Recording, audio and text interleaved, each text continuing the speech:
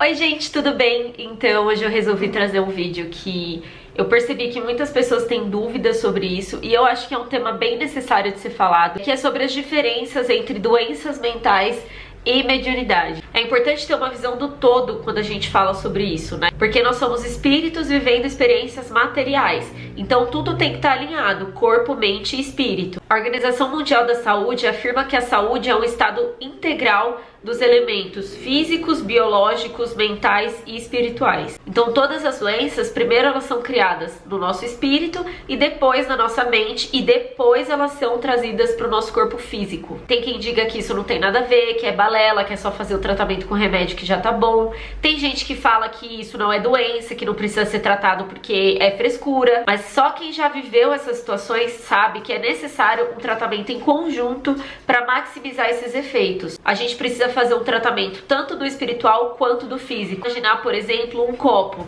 né? A gente tá tentando tirar as pedras que estão dentro de um copo. Com uma mão a gente tá tirando as pedras desse copo, né? Que é o remédio. E com a outra a gente tá colocando mais pedras, então, que é o espiritual. Então a gente precisa ter um equilíbrio entre não colocar mais as pedras e retirar as pedras que já existem, entende? Então vamos começar pela depressão e a bipolaridade. Quando você tá com a mediunidade desequilibrada, você fica mais apto a captar energias negativas. Então você pode ficar mais irritadiço, ter dificuldades no convívio da família, etc. Mas é uma situação pontual. Você fica assim por algumas horas ou alguns minutos e passa. Já a depressão é desesperadora, porque ela traz um sofrimento mental e um sentimento de culpa. As pessoas que estão depressivas têm uma falta de iniciativa na vida, então elas não têm vontade de fazer nada. Por isso que é importante buscar a ajuda de um profissional. Em relação ao transtorno bipolar, eu acho interessante eu dar uma explicada em quais são realmente os sintomas, né? Porque eu vejo muitas pessoas falando, tal pessoa, fulano é bipolar, às vezes tá feliz, às vezes tá triste, às vezes tá bravo,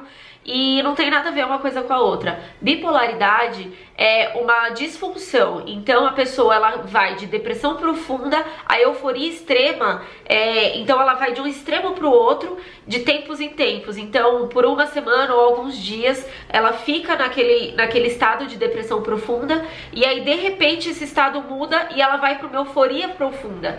E euforia profunda não é felicidade, a pessoa não tá felizinha, a pessoa fica com os pensamentos extremamente acelerados, ela não consegue nem raciocinar direito de tantos pensamentos que vem, ela tem dificuldade para dormir, então às vezes ela dorme 2 horas por noite, porque de tão agitada, acelerada que ela tá, eufórica mesmo, e pode ter alucinações nesse estado também. Então é importante a gente saber a diferença, porque às vezes alguém pode falar, putz, eu sou bipolar, será que é mediunidade? E na verdade você só tá tendo uma oscilação de humor que pode acontecer naturalmente, e não é bipolaridade mesmo, porque às vezes a pessoa que é bipolar, ela é diagnosticada como depressiva, e aí ela começa a tomar antidepressivos e piora o quadro dela, né? Porque se ela toma muito antidepressivo, ela vai sair do estado de depressão profunda e vai ficar mais tempo no estado de euforia. Por isso que é importante ter um diagnóstico bem certo para ajudar e não acabar atrapalhando. E falando de mediunidade, quanto maior o grau de mediunidade, maior a chance da pessoa desenvolver bipolaridade ou depressão. Então, de certa forma, pode ser sim um sinal de mediunidade. Mas é importante diferenciar que a mediunidade não é a causa desses transtornos, mas ela é um fator de risco.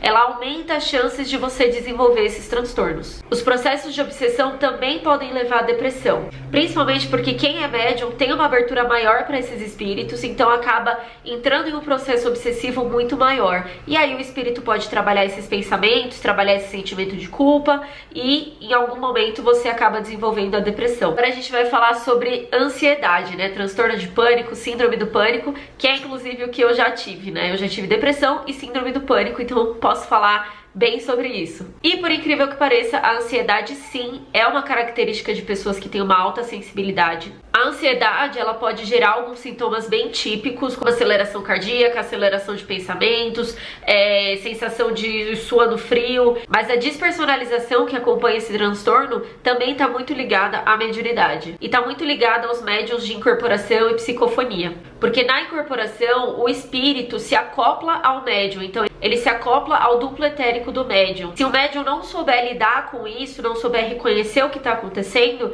ele acaba tendo essa sensação de despersonalização, porque o ego tem a sensação de que está sendo tirado ali do médium, porque na verdade é uma questão temporária. O espírito ele tá se aproximando para ter essa ligação, essa conexão temporária. Mas pro ego é como se ele estivesse morrendo. O que liga a gente a essa experiência física?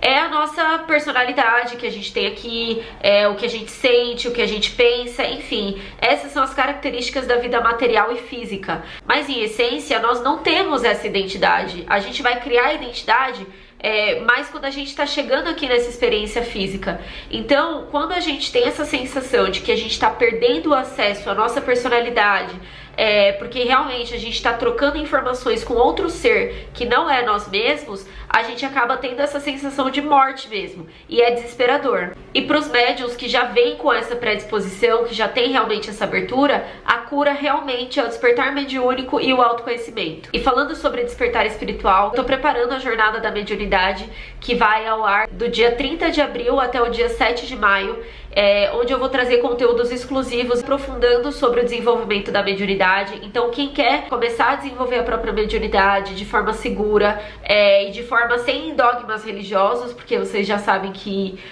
pra mim a mediunidade é algo que vai além, né, das religiões, precisa garantir a sua vaga lá, porque eu tô fazendo um controle de quantas pessoas vão participar. Entra no link aqui embaixo do vídeo para você poder confirmar a sua inscrição e garantir a sua vaga na jornada do despertar da mediunidade, que vai acontecer uma vez, eu não sei se vão ter outros. E agora a gente vai pro ponto chave, que eu acho que é onde mais é confundido e é mais importante que a gente tenha uma diferenciação, que é na esquizofrenia. Ter visões, escutar vozes e sentir presenças são sinais geralmente ligados à mediunidade, mas também podem ser interpretados como sintomas de esquizofrenia. Para diferenciar um de outro, existem algumas perguntas a se fazer e eu vou trazer aqui para vocês agora. A primeira pergunta é: como essa pessoa funciona socialmente? Na mediunidade, ela deve ter uma boa socialização, relacionamentos afetivos normais, excluindo, é claro, outras patologias como depressão, bipolaridade. Na esquizofrenia, essa relação social pode ser mais complicada,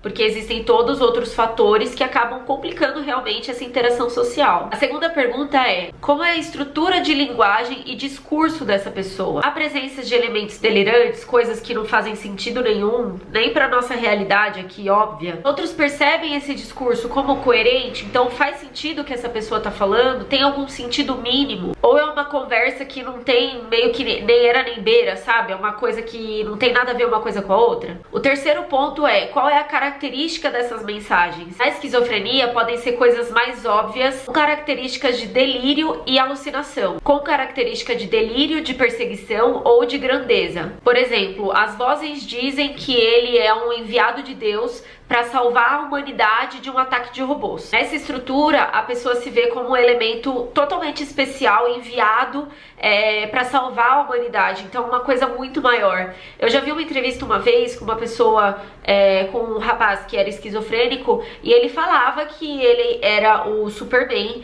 né? Ele se via como super-homem, e ele entendia que no filme do super-homem, a namorada dele falava com ele durante o filme. Então, ela ia conversando com ele. Então isso já é uma alucinação, já é você sair da sua realidade, entende? Para essa pessoa, ela não duvida de que isso é real. Porque para você lidar com o esquizofrênico é muito perigoso você duvidar, né? Você falar para ele que isso é mentira, que o que ele tá falando não é verdade. Porque ele pode acabar surtando, né? E realmente acredita nessa realidade, ele está vivendo nessa outra realidade.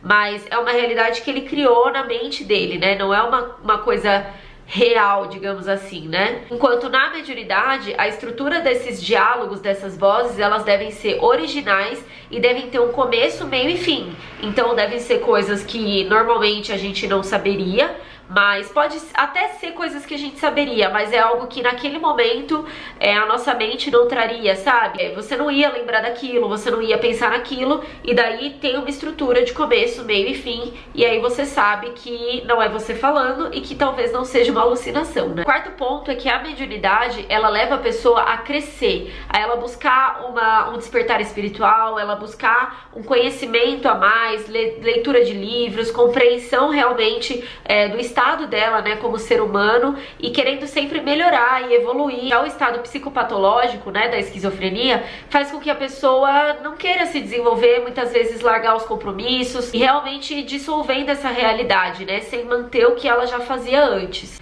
Enfim, gente, então eu acho que esses são os pontos mais importantes pra gente diferenciar, né, uma situação de esquizofrenia ou de mediunidade e, enfim, todos esses outros transtornos mentais.